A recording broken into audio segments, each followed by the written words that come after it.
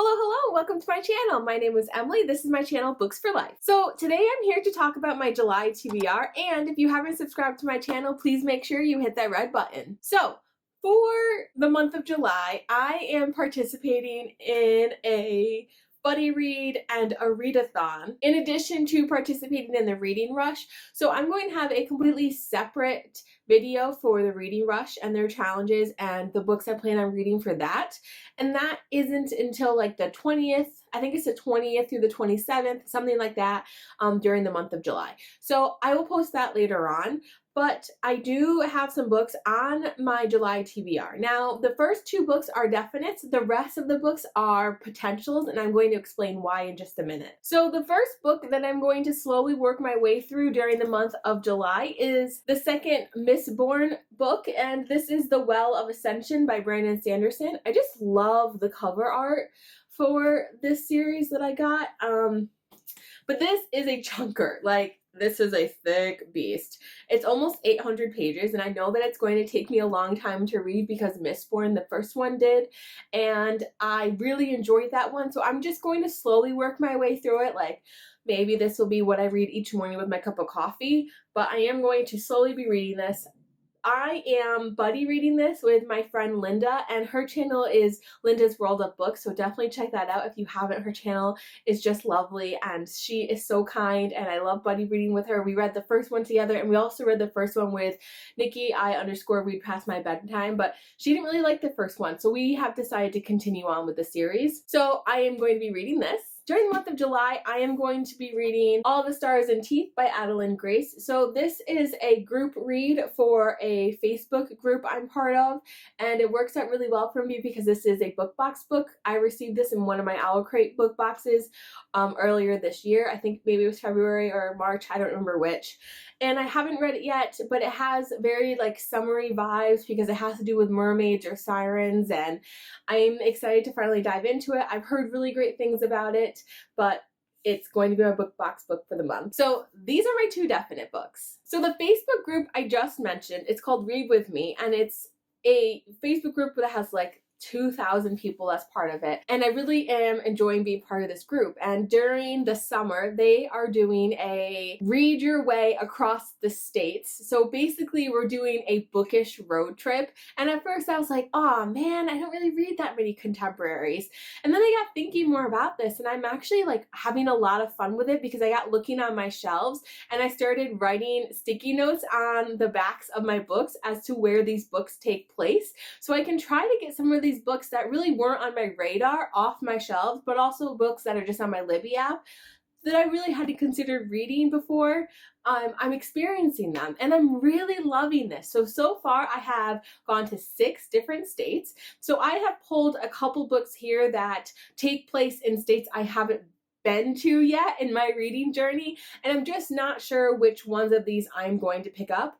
But these are all contenders. If you feel like out of this list that there's a book or two that I really should make a priority, let me know in the comments down below. But here they are and where they take place. So the first one takes place in New York, and this is Recursion by Blake Crouch. I know that this is a sci-fi story, and you're following an investigator as he is trying to figure out what this false memory syndrome is. And this syndrome drives people mad because they are stuck with memories from a life that they didn't live. And so the scientist has created a way for us to keep track of all of our memories, like some sort of database or wherever that you put your memories into, so that you have all of your memories. So the investigator and the scientist have to work together to try to figure out what's happening to people and this scientific phenomenon and what they're going to do about it. It sounds really interesting. I've never read anything by him. I know people love dark matter, and I am excited about this. The next one is Leave Me by Gail Forman,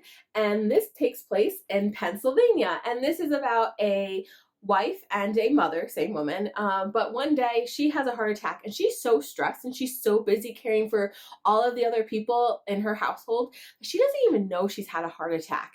And one day she gets on the interstate and she just keeps driving, and she drives past her exit, and she just keeps going and going and going, and she doesn't stop.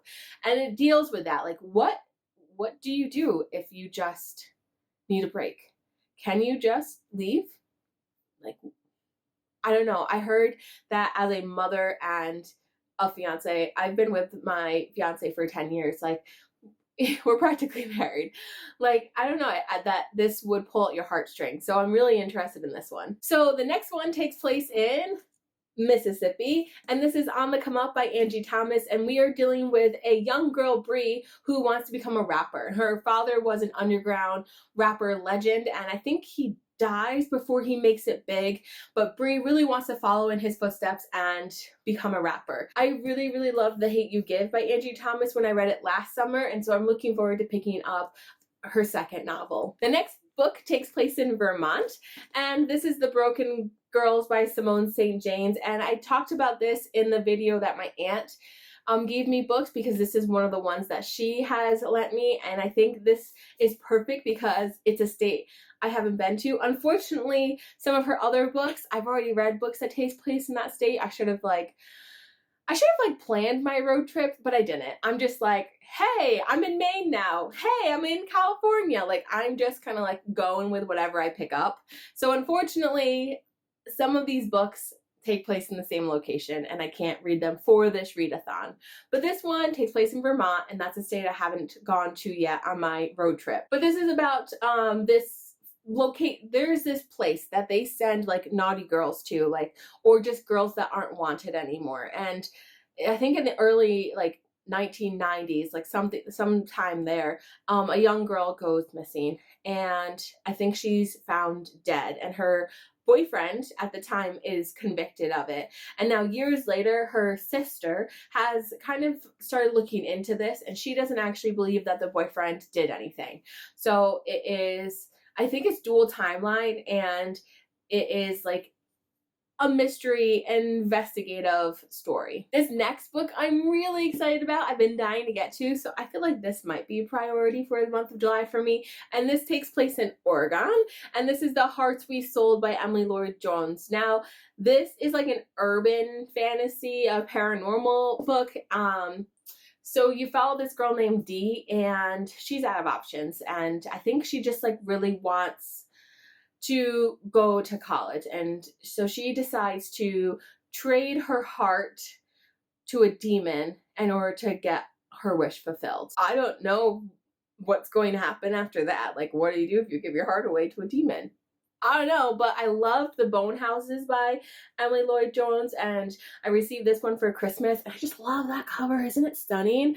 So I'm really excited to dig deeper into this book and figure it out. I think it will be a quick read because The Bone Houses was quite quick, so I'm hoping I'll be able to fly through this one. So both of these last two authors would be new to me authors, and both have many, many books out, so I'm shocked that I haven't read anything by either of them. But the first one takes place in Florida, and this is The Apocalypse of Alina Mendoza, and this is by Sean David Hutchinson, and this is an apocalyptic story. So this girl is known as the virgin birth, like the only one to have actually ever happened, and the world basically ends in a Starbucks parking lot. When she's 16, she has like the healing touch, I think. So this boy gets shot in a Starbucks parking lot, and I think she's able to save him, and another boy gets like sucked up into the sky.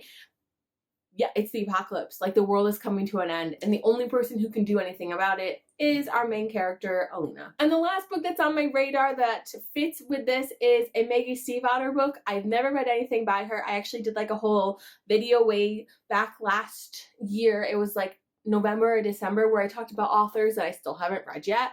So this is one that I picked up last year when I was on my trip to Portland. So All the Crooked Saints is a standalone by her, I believe, but it takes place in Colorado. So in Colorado, you are following this family who each individual in the family is able to perform some sort of miracle, but the miracles aren't always quite what they expect. So that's all I know about it. It's a really short book. Yeah, it's just 307 pages, which means that I should be able to hammer it out pretty quickly. So I'm hoping that this will be one I'm able to get to. But yeah, so these are all contenders. I'm not sure which of these 7 I'm going to pick up, but I do plan on reading some of these because they take place in different locations that I haven't gotten to yet. And most likely the ones that I don't pick up in July will be carried on into August. I'm just not sure. I have other books on my shelves that take place in other states that I haven't gotten to yet. So I'm not sure.